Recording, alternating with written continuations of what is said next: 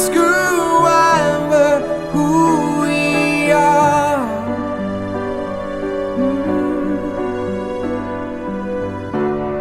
And tell me all your thoughts on God, 'cause I'm on my way to see her. So tell me, am I very far? Am I very far now? Am I very far now?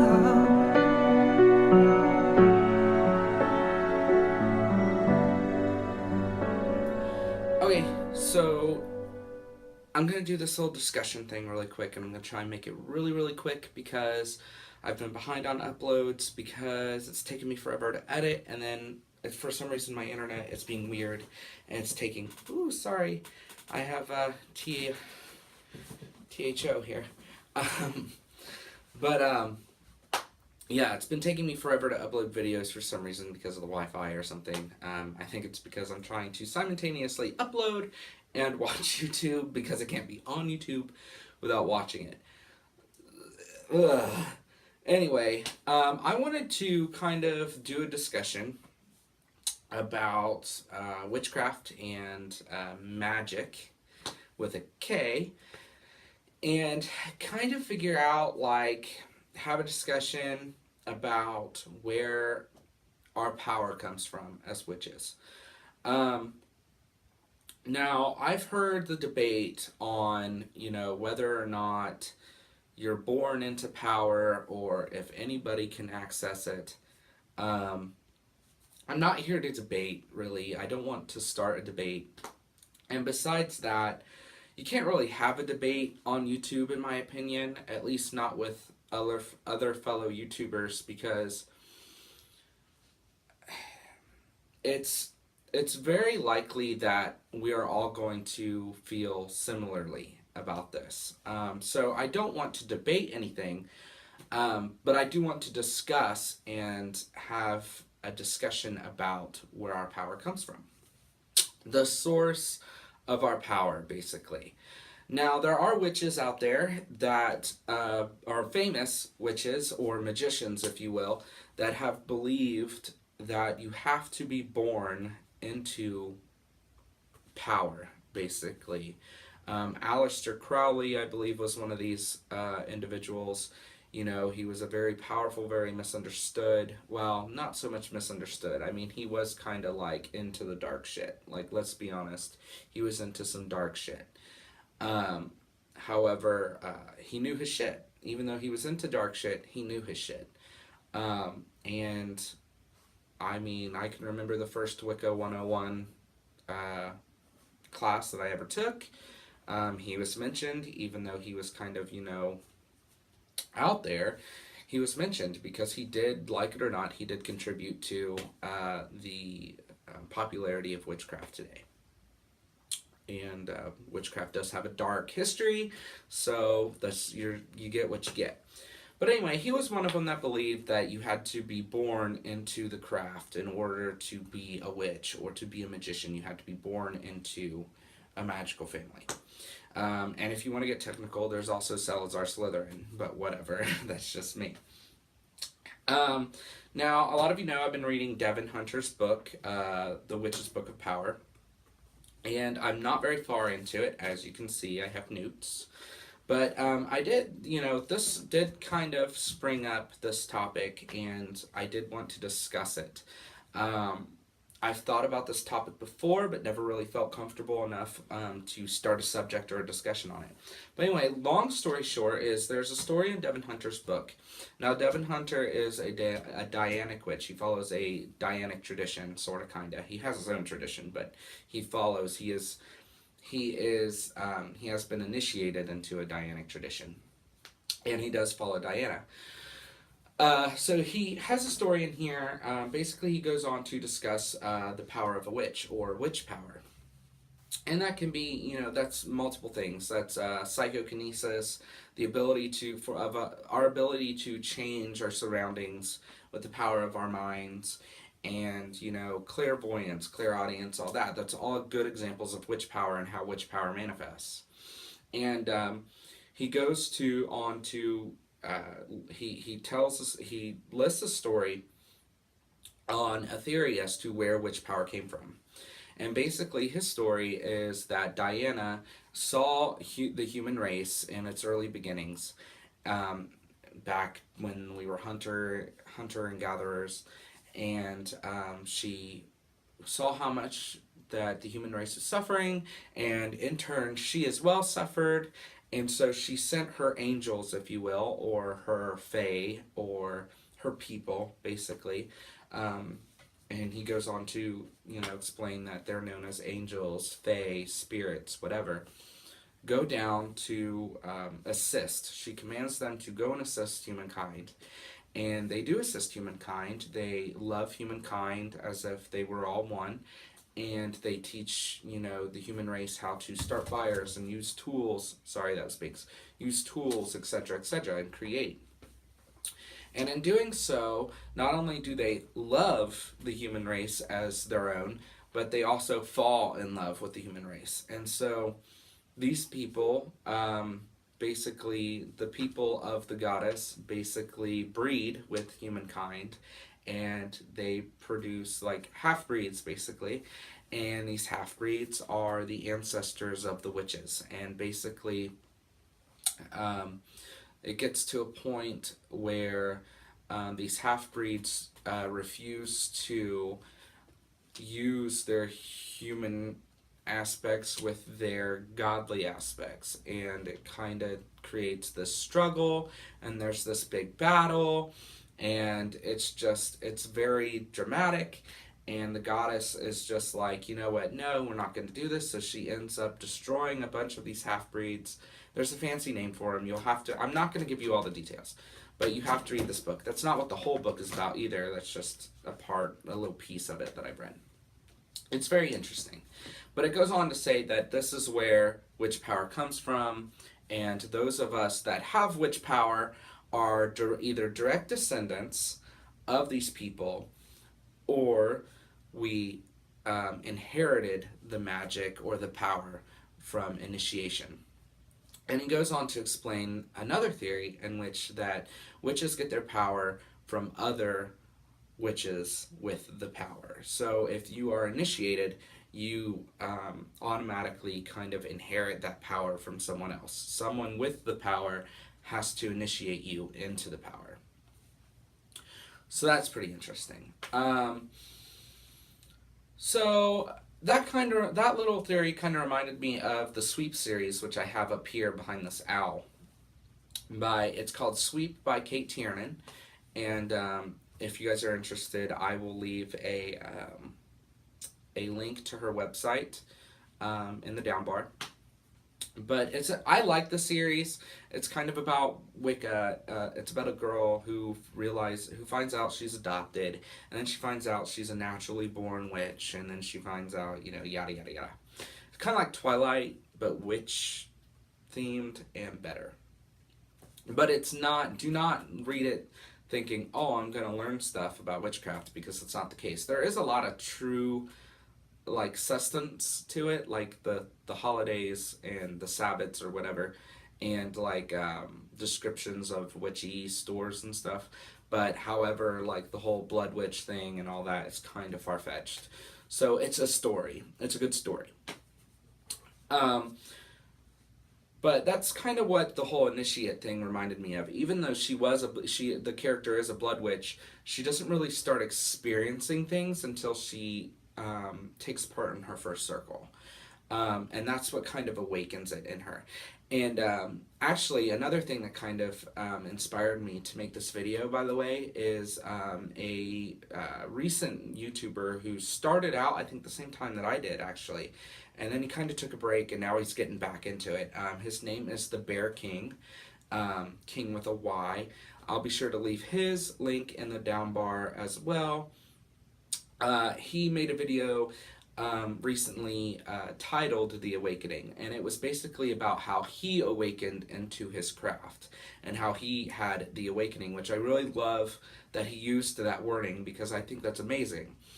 I think personally, I think that we all have the ability to be witches or wizards or, warlocks, whatever you go by. Girls, please stop fighting. Whatever you go by, I think we all have the personal ability to do that. And it's all about awakening the power within us. With that being said, another book I wanted to point out. So this is, by the way, I've already showed this book like 6 times, but this is The Witch's Book of Power by Devin Hunter. And that's what it looks like. And I think you can get it for like 20 ducks. Yes, you can get it for 20 ducks. That's all you need is 20 ducks. 20 pieces of waterfowl. No, but you can get it for like $20 off of Amazon, I believe. He just released it. So far, I'm loving it. But there's also a theory printed in Scott Cunningham's Book of Shadows, and this book is called Cunningham's Book of Shadows. Scott Cunningham is honestly my favorite author, but I got this book, I think, for $20 as well, actually, and it's hardcover, which I love about it. But in this book, there's a story or a legend called The Legend of the Star People, or the Rainbow People, sorry. And basically, this is a very short story about how there's a people called the Rainbow People who are sent down by the goddess. Thanks. Rude. Thank you. Anyway, there's a group of people known as the Rainbow People who are sent down by the goddess or deity to assist humankind in bettering them, basically. Same beginnings as Devin's story, right? Pretty interesting. And basically they help the human race build this city known as Atlantis. And from Atlantis they learn, not only how to cultivate the land, but they also learn how to use great power. They breed with these people. Humankind breeds with the Rainbow People. Hybrids are created. And then from then, once again, this power manifests. People can move things with their mind, foretell the future. They can commune with nature. They can raise islands from the sea, even, or, control the weather and the tides. They have all this power. And then, the enemy of the Rainbow People come to Earth and decide to desecrate all that the Rainbow People have created. And in trying to desecrate everything, they do in fact get rid of all of the Rainbow People. However, the Rainbow People's children survive, and that is the ancestor. These are the ancestors of the witches. So that's another story. It could be the same story. Who knows? They're awfully similar. But I just found these stories interesting, and I find it very interesting to kind of think about it. So, I, for one, believe that I have some aspects of magic in my ancestry. I not only have physical, documented proof that, I have Irish lineage, but I also have the proof of my gods that are finally, saying, hey, this is who I am, I finally have the sense, I know the sense now is I've always had the sense that studying Celtic magic is kind of a sense of coming home. Studying witchcraft in general is a sense of coming home.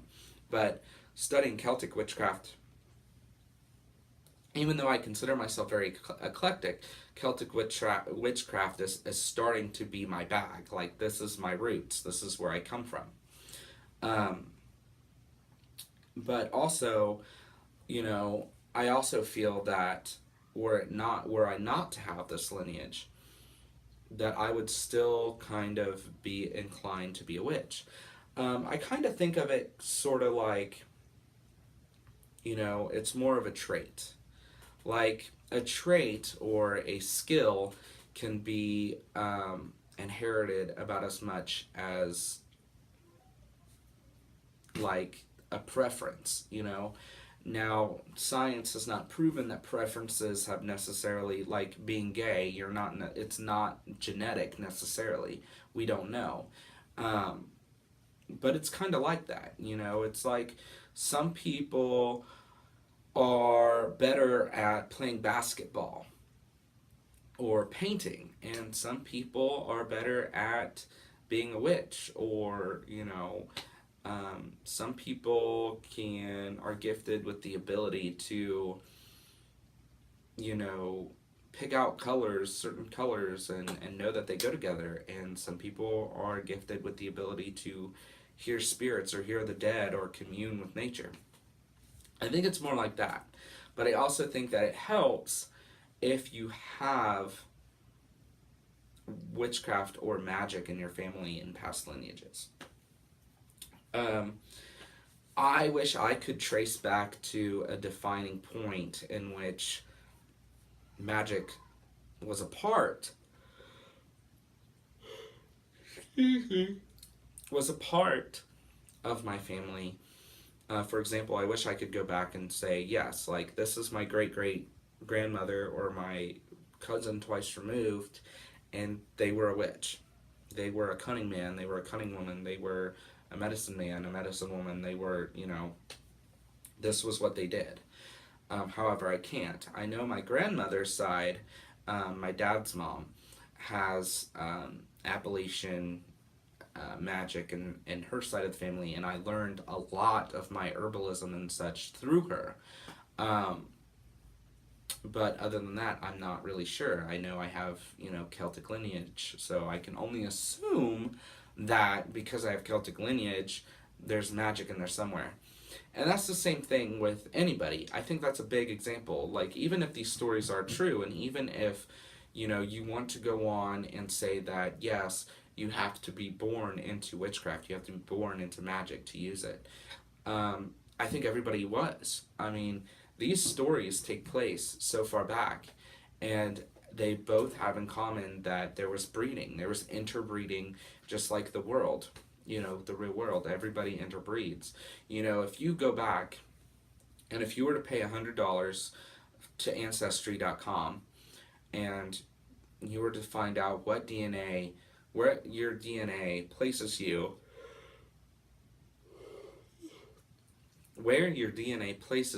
ancestrally, you'd probably be amazed.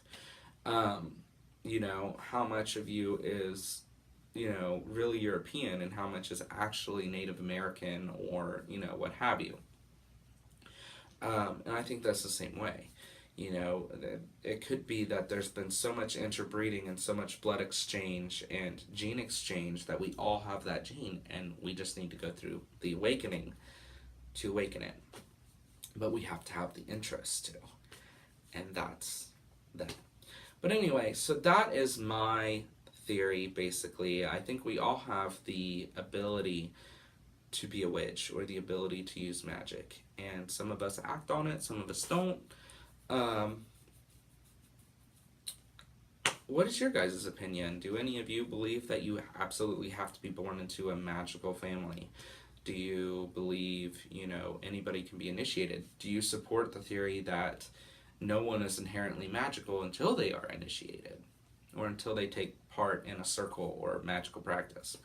Do you believe that taking part in the circle actually awakens us?